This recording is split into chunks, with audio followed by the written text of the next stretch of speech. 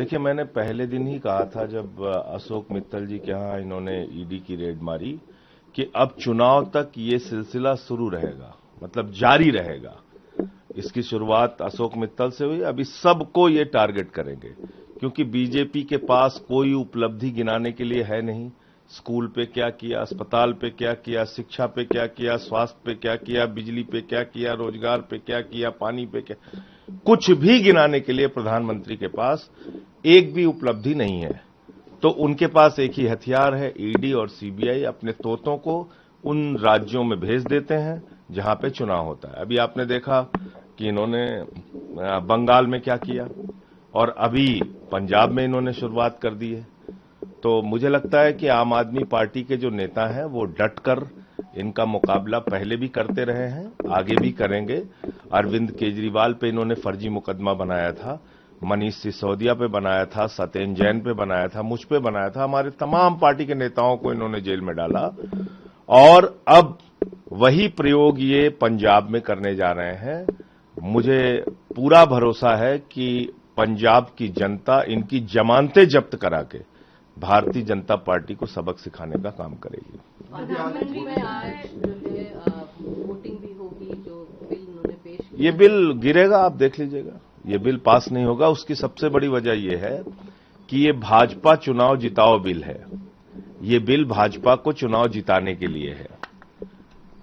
मैं तो बड़ा हैरान हूं कि 2023 में जब ये बिल आया था, सारे विपक्ष ने सपोर्ट किया था और तब हमने कहा था कि भाई 543 में 33% आज से ही दो, इसको लटकाओ मत।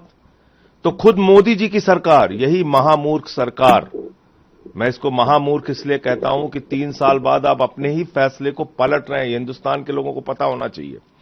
इस सरकार ने यह कहा कि पहले जातीय जनगणना होगी, जनगणना होगी, उसके बाद डिलिमिटेशन होगा, उसके बाद आरक्षण लागू होगा और उसका समय इन्होंने 2034 में निर्धारित किया कि 34 से रिजर्वेशन लागू होगा। तब भी हमने कहा भाई आज से ही लागू करो। अब कह रहे हैं नहीं साहब, हम ऐसे ही अचानक सीटें बढ़ा दे रहे हैं और आप लोग आइए हमारी जिंदाबाद लगा के इसको पास कर दीजिए। अगर मोदी जी की नीयत साफ है तो 543 में से 33% आरक्षण आज घोषित करें, पूरा विपक्ष उनका साथ देगा।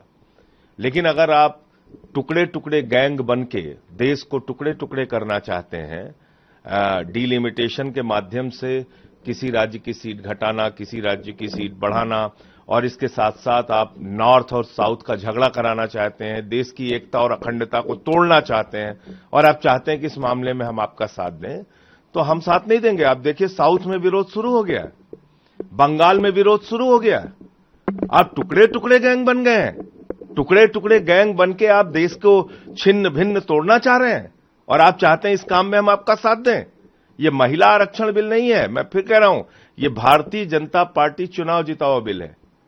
ये अपने चुनाव के फायदे को देखते हुए उन्होंने ऐसा डिलिमिटेशन और ऐसा वो करने का मन बनाया है। कल बता तो रहे थे एक नेता सदन के अंदर कि असम का जो डिलिमिटेशन किया, एक लोकसभा कॉन्स्टिट्यूएंसी में 26 लाख वोट, एक लोकसभा कॉन्स्टिट्यूएंसी में 12 लाख वोट।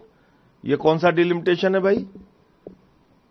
वही हाल इन्होंने कश्मीर में किया। तो मुझे लगता है कि ये चाल जो मोदी की है वो पकड़ में आ गई है। इनको ये लग रहा था कि ऐसे समय में अगर हम बिल लेके आएंगे तो वोट करने के लिए डीएमके पार्टी और टीएमसी पार्टी के लोग तो आएंगे नहीं, तो ये बिल जबरदस्ती करके पास कर लेंगे। ऐसा होने नहीं जा रहा है, ये बिल गिरेगा।